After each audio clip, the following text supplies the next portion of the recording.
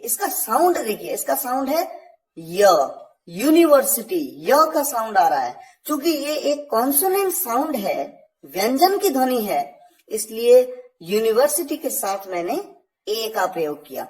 अक्सर लोग इसमें कंफ्यूज होते हैं, वो कहते हैं कि इंग्लिश के जो 5 वॉवल हैं ए ई आई ओ यू, इनमें से कोई वॉवल से अगर वर्ड शुरू होगा तो हम एन का प्रयोग करेंगे। ये गलत है, ये सही नहीं है। बात इंग्लिश के ए ई आई ओ यू वॉवल्स की नहीं है, बात वॉवल के साउंड की है।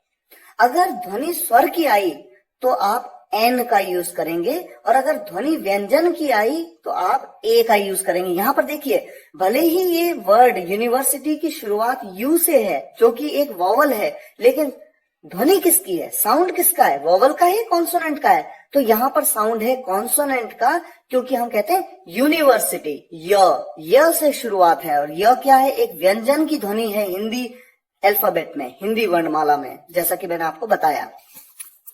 इसी तरह से आप देखिए एन आवर, आवर के साथ एन क्यों लगाया, जबकि एच तो एक कॉन्सोनेंट है, एच जो है एक इंग्लिश का एक कॉन्सोनेंट है, लेकिन फिर भी यहां पर इसका साउंड वॉवल का है। हम कहते हैं एन आवर, आ, और आप जानते हैं आ जो है एक वॉवल साउंड है, आ, इसलिए हमने एन का प्रयोग किया है। और ऐसा भी कहा जाता है कि एच एक साइलेंट है, इसी वजह से भी आवर की ध्वनि आती है, आवर। देखिए कुछ एग्जांपल्स और आपके सामने हैं, जैसे हम कहते हैं अ बॉय, बॉय के साथ अ लगाया क्योंकि ब कॉन्सोनेंट साउंड है। अ पेन, यहां पर प कॉन्सोनेंट साउंड है। एन ऑनेस्ट, यहां पर वॉवल का साउंड है, ऑनेस्ट अ का साउंड है, इसलिए एन का प्रयोग किया गया। इसी तरह से देखिए एन ईयर, यहां पर ई का वॉवल साउंड है, इसलिए हम कहते हैं एन ईयर। और यहां देखिए एक और important point, a year, year, यहां पर ये ईयर है, ईयर नहीं है, ये ई से नहीं शुरू हुआ, ये य से शुरू हुआ, ईयर। इसलिए यहां पर चूंकि कॉन्सोनेंट य का साउंड है, इसलिए ए का प्रयोग किया जाता है, अ ईयर। कुछ और एग्जांपल्स हैं, एनएमएलए, यहां पर हम एन क्यों लगाते हैं, जबकि एमएलए में तो शुरुआत एम से हो रही है, एम एक कॉन्सोनेंट है। बात कॉन्सोनेंट की नहीं है, बात कॉन्सोनेंट की साउंड की है। देखिए यहां पर एम एल ए, आप कहते हैं एम ए से शुरू करते हैं एमएलए को, एम ए, तो ए जो है ये एक वॉवल का साउंड है, इसीलिए आप एन का प्रयोग करते हैं। इसी तरह से देखिए अ यूनियन, यहां पर य का साउंड आ रहा है जो कि एक कॉन्सोनेंट साउंड है, इसलिए आप ए का प्रयोग करते हैं। एन ऑरेंज, आप एन का प्रयोग करते हैं क्योंकि ऑरेंज अ का वॉवल साउंड है। इसी तरह से एक इंपॉर्टेंट कॉन्सेप्ट है कि कहां पर द बोलेंगे और कहां पर दी बोलेंगे। बहुत ही सिंपल, दी का प्रयोग कब करेंगे, जब अगले शब्द की शुरुआत स्वर की ध्वनि से हो, if the next word starts with a vowel sound. और द का प्रयोग कब करेंगे, if the next word starts with a consonant sound. बिल्कुल उसी तरीके से जैसे ए और एन का प्रयोग किया। ए का प्रयोग कब करते हैं, जब कॉन्सोनेंट साउंड से शुरू हो। एन का प्रयोग कब करते हैं, जब अगला वर्ड वॉवल साउंड से शुरू हो। इसी तरह से दी का प्रयोग कब करते हैं, जब अगला वर्ड वॉवल साउंड से शुरू हो। और द का प्रयोग कब करते हैं, जब अगला वर्ड कॉन्सोनेंट साउंड से शुरू हो। एग्जाम्पल आपके सामने है, आप इन्हें आसानी से समझ सकते हैं। The boy, the pen, the ear, the ear, the honest, the elephant. देखिए द एलिफेंट ए, क्योंकि यहां पर स्वर की ध्वनि आई इसलिए दी लगाया, द एलिफेंट। कभी आपने नोटिस किया होगा जब मूवी फिनिश होती है तो हम कहते हैं दी एंड, हम द एंड नहीं कहते हैं, हम दी एंड कहते हैं। क्यों, क्योंकि एंड ए की ध्वनि कौन सी ध्वनि है, स्वर की ध्वनि, इसलिए हम कहते हैं दी एंड। द हाउस, तो ये एक इंपॉर्टेंट कॉन्सेप्ट है। अब आप ये समझिए कि कहां पर द का प्रयोग किया जाता है, वेयर टू यूज द, कहां पर करना कंपलसरी है। देखिए यूनिक पीपल और ऑब्जेक्ट्स के साथ में जो केवल एक हैं, इकलौते हैं, द सन, द अर्थ, दी अर्थ, यहां पर आप क्या कहेंगे? दी अर्थ। क्यों कहेंगे? क्योंकि अ एक वॉवल साउंड है। The moon, the president, the CEO, the world, the sky. इसी तरह से द का प्रयोग विशेषण के साथ, उन विशेषण के साथ किया जाता है, उन विशेषणों के साथ किया जाता है जो एक पूरे ग्रुप का बोध कराते हैं,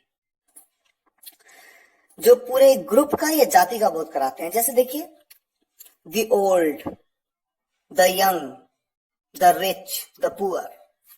जब आप कहते हैं ना द ओल्ड, तो यहां पर आप एक आदमी की बात नहीं करते, पूरी कम्युनिटी की बात करते हैं, पूरे ग्रुप की बात करते हैं। इसी तरह से with famous buildings, museums and monuments, प्रसिद्ध भवन, संग्रहालयों व स्मारकों के साथ में आप द का प्रयोग करते हैं। The Taj Mahal, the Qutub Minar, the Lal Qila, the Eiffel tower. देखिए, द आईफिल टावर, आईफिल, अ से शुरू है, अ की ध्वनि है, इसलिए आप कहते हैं the Eiffel tower. The globe. इसी तरह से द का प्रयोग कहां पर और किया जाता है? With superlative degrees of an adjective. Superlative degrees के साथ आप हमेशा द का प्रयोग करते हैं। एग्जाम्पल्स आपके सामने हैं। The highest, the most, the lowest, the youngest, the oldest, the nearest. और इसी तरह से with ordinal numbers you use the, क्रमवाचक संख्याओं के साथ में। The last chapter, the first time, the third member, the second occasion, the penultimate number. इस तरह से आप प्रयोग करते हैं। एक जगह और, with countries the names of which include kingdom, states और रिपब्लिक। देखिए, यूं तो देश के नाम के साथ द का प्रयोग नहीं किया जाता, लेकिन ऐसी कंट्रीज के नाम जिनमें किंगडम लगा हो, स्टेट्स हो या रिपब्लिक हो। एग्जाम्पल देखिए, the United states, the United states, the United kingdom, the Republic of Ireland. ये एग्जाम्पल आपके सामने है।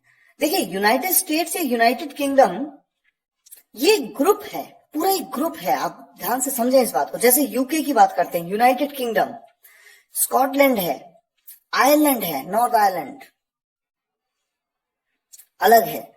देखिए, इंग्लैंड है, स्कॉटलैंड है, आयरलैंड है, वेल्स है, ये चारों कंट्रीज से मिलकर के बना ये एक किंगडम है, द यूनाइटेड किंगडम। तो जब भी वर्ड, किसी कंट्री के वर्ड्स में स्टेट्स या किंगडम या रिपब्लिक आए, तो वहां पर आप द का प्रयोग करते हैं। With countries that have plural names, ऐसी कंट्रीज जिनका नाम एक प्लूरल फॉर्म में हो, जैसे नीदरलैंड्स, देखिए एस लगा हुआ है, फिलीपींस एस लगा हुआ है, एक प्लूरल फॉर्म है, यहां पर द का प्रयोग आप करते हैं। आप नदी, नहर, सागरों के साथ भी द का प्रयोग करते हैं। The Gangas, the Nile, the Atlantic, the Pacific. या फिर आप फैमिलीज के नाम के साथ भी द का प्रयोग करते हैं, परिवारों के नाम के साथ। The Ranas, the Khans, the Tatas, the Birlas, the Ambanis, the Guptas, the Jacksons. इस तरह से पूरे खानदान को, पूरे एक परिवार को डिनोट करता है।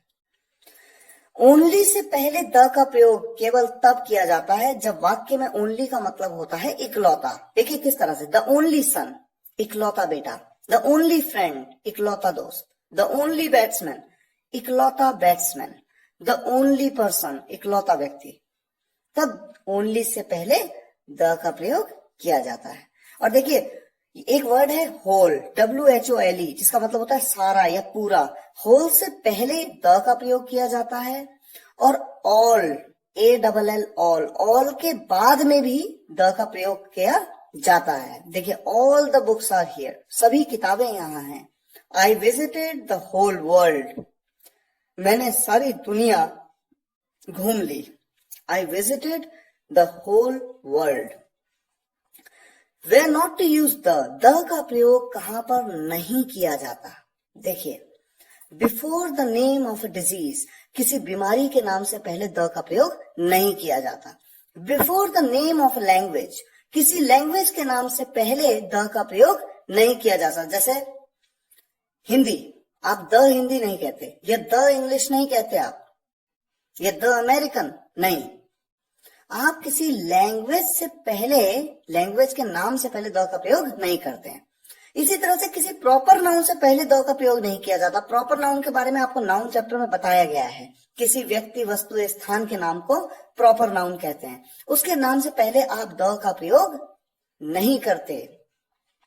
Before the name of a country, किसी देश के नाम से पहले आप द का प्रयोग नहीं करते। लेकिन देखिए ब्रैकेट में लिखा है exceptions have already been taught. मैंने आपको एक्सेप्शंस बताए थे। जिन कंट्रीज के नाम में स्टेट हो, रिपब्लिक हो या किंगडम हो, ऐसे कंट्रीज, ऐसे देशों के नाम से पहले द का प्रयोग किया जाता है।